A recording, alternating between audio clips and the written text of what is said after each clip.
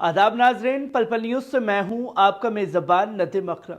दोस्तों, जंग की शुरुआत में मैंने ये कहा था कि राजनीतिक जनाजे निकलेंगे। जहां राजनीतिक जनाजा सबसे पहले ऋषि सुनक का निकला, जो इजराइल के साथ कंधे से कंधा मिला करके खड़ा था। और ऋषि सुनक के बाद नंबर जो बाइडेन का आ चुका है, और जो बाइडेन के साथ साथ साउथ कोरिया के राष्ट्रपति का भी राजनीतिक जनाजा निकल चुका है, जिसे यह यकीन था कि भैया अमेरिका और तमाम देश नॉर्थ कोरिया से लड़ने में उसकी मदद करेंगे। पर नॉर्थ कोरिया तो भूल जाइए, साउथ कोरिया के लिए सपना बन गया। पर अब साउथ कोरिया जो है अपनी ही सेना से लड़ता हुआ दिखाई दे रहा है, जहां साउथ कोरिया पर सेना का पूरी तरह से कब्जा हो चुका है। आप देख सकते हैं कि इस वक्त पूरी दुनिया में साउथ कोरिया ट्रेंड कर रहा है। क्यों कर रहा है, इसकी वजह को भी तलाशेंगे। पर सबसे पहले उस वीडियो पर नजर डालिए जहां पार्लियामेंट का घेराव ही कर लिया गया है वहां की सेना द्वारा। पहले इस वीडियो पर नजर डालिए।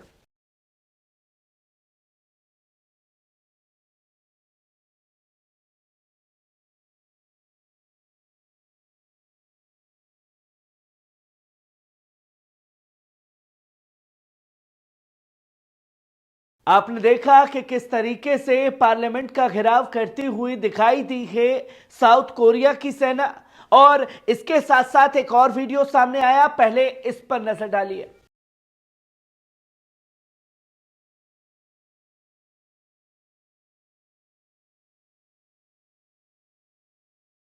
तो दोस्तों, आपने देखा ये वीडियो। बढ़ते हैं पहली खबर की तरफ, जहां सियोल में मार्शल लॉ का खात्मा, राष्ट्रपति यून सुक योल की हुकूमत का अंत हो चुका है। आज दक्षिण कोरिया से एक बेहद अहम खबर सामने आई है, जहां राष्ट्रपति यून सुक योल की जानिब से रात के वक्त लगाई गई मार्शल लॉ का आज सुबह खत्म कर दिया गया। मंगलवार की रात सियासी ड्रामे के दौरान सुरक्षा बलों ने पार्लियामेंट को पूरी तरीके से घेर लिया, लेकिन चंद घंटों बाद नेशनल असेंबली के चेयरमैन वुन शिक ने इस फैसले को गैरकानूनी करार देते हुए मार्शल लॉ को खत्म करने का ही ऐलान कर दिया। मार्शल लॉ का खात्मा सुबह 4:30 बजे एक कैबिनेट मीटिंग के दौरान आधिकारिक तौर पर किया गया।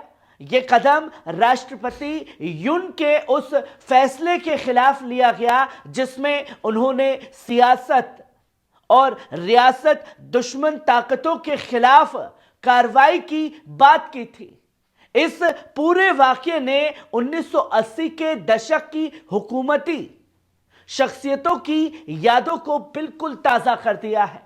वहीं विपक्षी पार्टी और राष्ट्रपति के अपने ही पार्टी के नेताओं ने उनके इस कदम की सख्त मजम्मत की है। विपक्ष ने यून सुक योल से इस्तीफा देने का मांग किया है। और अमेरिकी वजीरे खारजा एंटनी ब्लिंकन ने भी इस पर बयान दिया और कहा कि सियासी मसाइल का हल अमन और कानून के तहत लिया जाना चाहिए, जिसकी तस्वीर लोगों के सामने है। क्योंकि अमेरिका को यह लगा था कि अगर नॉर्थ कोरिया को शांत कराना है तो साउथ कोरिया को इतना चढ़ा दो हवा में कि वो सब कुछ ही अपने आप को समझने लगे। पर अंत खासतौर पर देखा जा सकता है साउथ कोरिया का। वहीं आप दूसरी खबर अपनी स्क्रीन पर देख सकते हैं। दक्षिण कोरिया से एक और सनसनीखेज खबर सामने आई, जहां राष्ट्रपति यून सुक योल की जानिब से लगाई गई मार्शल लॉ के नेशनल असेंबली के चेयरमैन यू वोन शिक ने गैरकानूनी करार देते हुए इसे खत्म कर दिया। इससे पहले यू वोन शिक ने एक वीडियो जारी किया जिसमें वो पार्लियामेंट के दीवार पर चढ़ते हुए नजर आ रहे हैं, क्योंकि उन्हें अंदर दाखिल होने से रोका गया था। राष्ट्रपति योन ने पार्लियामेंट की कार्रवाई को मुअत्तल कर दिया था और तमाम सियासी सरगर्मियों पर पाबंदियां भी लगा दी थी। यू वोन शिक ने यह ऐलान किया कि अब मार्शल लॉ का कोई असर नहीं रह गया है। उनके इस बयान के बाद तकरीबन पार्लियामेंट के 190 अराकिन ने मार्शल लॉ को खत्म करने के लिए एक करारदाद पास की, जिसमें सब कोई उनके खिलाफ आए। वहीं राष्ट्रपति युन सुक योल ने अपने फैसले को दलील देते हुए कहा कि यह कदम उन्होंने कोरिया नॉर्थ के हमदर्दों और मुल्क के दस्तूर को तहफ्फुज देने के लिए उठाया है। उनका इल्जाम है कि अपोजिशन नेशनल असेंबली में बेशतरियत रखते हुए हुकूमत के कामकाज को मफलूज करने की कोशिश कर रहे हैं, इसलिए हमने यह कदम उठाया है। वही आप तीसरी खबर भी देख सकते हैं। दक्षिण कोरिया में सियासी भूचाल ने हर किसी को हिला करके रख दिया है। दक्षिण कोरिया में सियासी हालात दिन ब दिन संगीन होते जा रहे हैं। आज अपोजिशन पार्टी डेमोक्रेटिक पार्टी ने राष्ट्रपति युन सुक योल से फौरन इस्तीफे की मांग कर डाली है, जिसके बाद पार्लियामेंट के चारों तरफ सेना को तैनात किया गया। मंगलवार की रात अचानक मार्शल लॉ लागू करने का फैसला लिया गया था। उन्होंने इस कदम को रियासत दुश्मन ताकतों को खत्म करने के लिए जरूरी बताया था, लेकिन उनकी यह कोशिश सिर्फ 6 घंटों तक ही टिक सकी, क्योंकि पार्लियामेंट ने इस कानून को रद्द कर दिया पूरी तरीके से।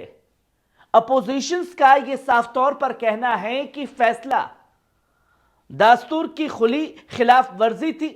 डेमोक्रेटिक पार्टी ने बयान जारी करते हुए इसे गंभीर बगावत और महाभियोग के लिए पुख्ता आधार बताया था। पार्टी ने यह साफ तौर पर कहा कि युन सुक योल ने इस कानून को लागू करने के लिए जरूरी शर्तों को नजरअंदाज किया और यह फैसला बुनियादी तौर पर गैर कानूनी था, जो कि अपनी सत्ता के नशे में लिया गया। इस सियासी तनाजा ने राष्ट्रपति युन की हुकूमत को नई मुश्किल में डाल दिया है। क्या युन सुक योल अपनी कुर्सी बचा पाएगा या उन्हें अपोजिशंस के दबाव के आगे झुकना पड़ेगा? ये तमाम सवाल लोगों के सामने हैं। पर दोस्तों, अमेरिका को भी इस घटना से बड़ा झटका लगा है, क्योंकि साउथ कोरिया के राष्ट्रपति को चढ़ा करके नॉर्थ कोरिया से लड़ाने की साजिश चल रही थी, जहां अमेरिका अपने हथियार का कारोबार अच्छे तरीके से एक और जंग छिड़वा करके कर सकता था।